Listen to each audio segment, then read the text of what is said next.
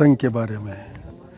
संघ के बारे में जो संघ है, पहली बात तो आपने उसका एक रूप देखा अभी यहाँ कि इतने लोग 700 आदमी होते हुए भी कितने डिसिप्लिन्ड है। तो संघ के बारे में जो प्रक्रिया चालू हुई वो इसी बाड़मेर क्षेत्र से चालू हुई। यहीं के महापुरुष तनसिंह जी ने ये काम शुरू किया और कारण यही था कि आप सब लोग देखते हो, आप अच्छी तरह से जानते भी होंगे कि आजकल सबसे ज़्यादा बदनाम होते हैं तो राजपूत लड़के बदनाम होते हैं कि आपस में लड़ते हैं, झगड़ते हैं, करते हैं, वो करते हैं। तो इस तरह की धीरे धीरे समाज की जो स्थिति बन रही थी, उसके कारण जो उनके मन में पीड़ा हुई, उस पीड़ा के कारण उन्होंने चालू किया। वैसे तो उनका बचपन से ही इस तरह का व्यवहार रहा। चौपासनी स्कूल में जब पढ़ते थे तब उन्होंने एक लेख लिखा प्रजा सहयोग पर कि राजपूतों से लोग ईर्ष्या क्यों करते हैं और क्यों इनके प्रति इतना बोलते हैं। उसकी जगह जगह आलोचना हुई, लेकिन एक आईवन सिंह जी नाम एक साथी थे, उन्होंने उनको एनकरेज किया कि बहुत बढ़िया किया तुमने, जो लिख के लोगों को बताया तो सही कि ये गलत हो रहा है सब। और उसके बाद उन दोनों के तो आपस में संपर्क हो ही गया। उसके अलावा फिर चौपासनी के बाद में वो पढ़ने के लिए चले गए पिलानी में भी उनको काफ़ी लोग मिले। उनके साथ मिलकर तय किया कि भाई अपने समाज वाले तो सब पीछे रह रहे हैं, एजुकेशन में भी आगे नहीं आ रहे हैं और इनकी जो परंपरागत जो इनके गुण थे वो गुण भी अब धीरे धीरे जैसे दबते जा रहे हैं। इसलिए हमको उन गुणों को वापस पैदा करने के लिए, उनको उभारने के लिए, पैदा तो हैं वो हैं अंदर लेकिन वो दब रहे हैं, उनको उभारने के लिए अपने को कुछ प्रयास करना चाहिए। तो उन्होंने एक संगठन बनाया और संगठन के माध्यम से उन्होंने 2-1 सम्मेलन किए। सम्मेलन में प्रस्ताव पास होना और जैसा साधारणतया होता है उसी तरह का होता रहा। लेकिन उन्होंने तनसिंह जी ने महसूस किया कि इससे कोई असर नहीं पड़ रहा है। वहाँ से ग्रेजुएशन करके तनसिंह जी पढ़ने गए नागपुर, और नागपुर में उनको ये लगा कि अपन ये काम अगर रोज़ की रोज़ करते हैं जैसे कि आरएसएस वाले करते हैं, वैसे अगर रोज़ की रोज़ करें तो शायद हमारे संस्कार निर्माण हो जाए, अभ्यास हो जाए हमारा, और फिर वैसा हमारा जीवन बनना शुरू हो जाए। इसलिए उन्होंने अपने जो उस समय कार्य समिति थी उन लोगों को पत्र लिखे कि मैं जयपुर आ रहा हूँ और 21 और 22 तारीख को 2 दिन का अपन सम्मेलन रखेंगे जयपुर में, दिसंबर 1946 में, और उसमें अपन निर्णय करेंगे। तो उस समय तक वो 25-30 आदमी जो थे उनको बुलाया, उन्होंने बातचीत की तो उन्होंने सब ने यही कहा कि भाई अगर आपके दिमाग में ये बात बैठी है कि रोज़ रोज़ अभ्यास करने से ऐसा हो सकता है तो हम तो आपके साथ हैं, आपके जैसे करो, कोई दिक्कत नहीं है।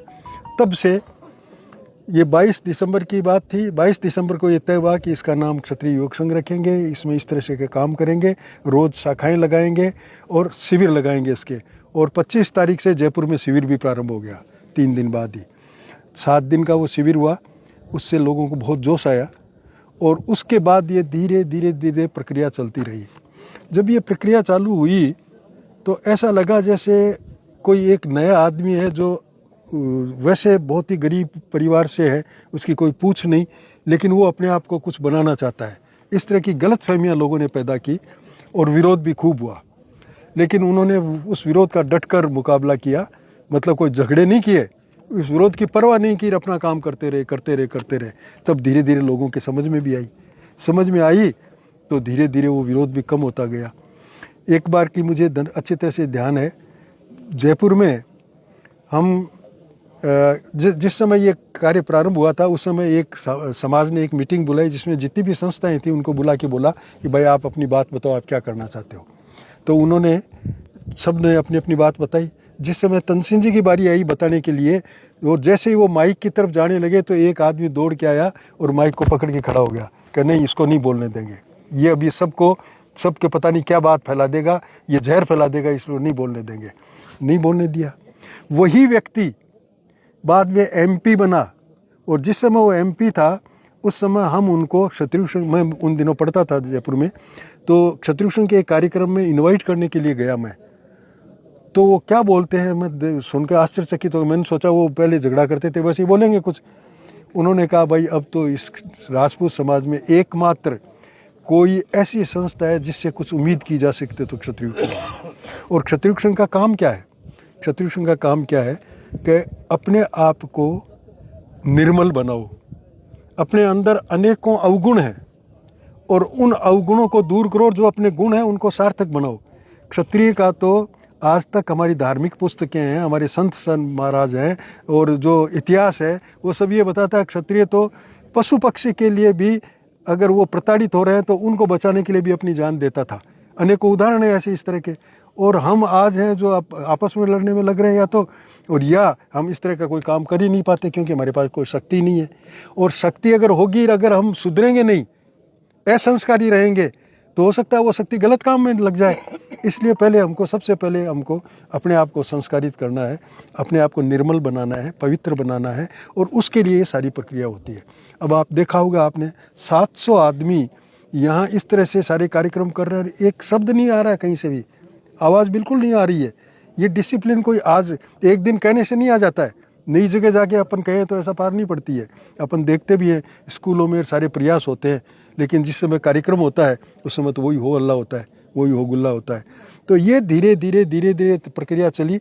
ऐसा नहीं है कि इसमें बाद में कोई विरोध नहीं हुए, वो बाद में भी विरोध हुए हैं, और वो विरोध हुए हैं उसके बावजूद भी। और मुझे अच्छी तरह से याद है कि जब तन सिंह जी का लोग विरोध करते थे, हम तो छोटी उम्र में थे, हमको गुस्सा आता था कि ये क्या कर रहे हैं, ये हम काम कर रहे हैं, हमारा ढंग का काम कर रहे हैं, इनको क्या ज़रूरत है इस तरह की ऊटपटांग बातें करने की। और तन सिंह जी हमको यही कहते, चुप रहो, कुछ नहीं करना।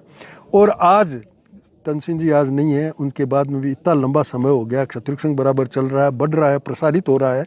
और पूरे हिंदुस्तान में अब जैसे अभी 700 की संख्या है, तो उसमें राजस्थान, गुजरात के चारों कोनों से, मध्य प्रदेश से भी कुछ लोग, यूपी से भी कुछ लोग, हरियाणा से भी कुछ लोग, और साउथ की हर स्टेट से जो यहाँ के प्रवासी हैं वहाँ, वो लोग वहाँ भी काम करते हैं। वो लोग भी एक दो तीन आए हुए हैं।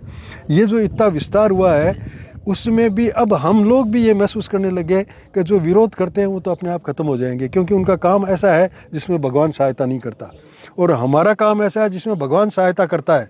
और इसलिए अगर विरोध भी आता है तो भगवान ही भेजता है कि इनकी परीक्षा तो लो, ये टिक सकते हैं कि नहीं टिक सकते हैं। ऐसी कोई बात आएगी, मुसीबत आएगी, तो ये बर्दाश्त कर सकेंगे नहीं कर सकेंगे, ये उसका मुकाबला कर सकेंगे नहीं कर सकेंगे। और आज ये स्थिति है, जो हमको पहले गुस्सा आया करता था, आज जब कोई आता है ऐसा विरोध करता है तो हमको पता ही नहीं चला, मतलब परवाह ही नहीं करते।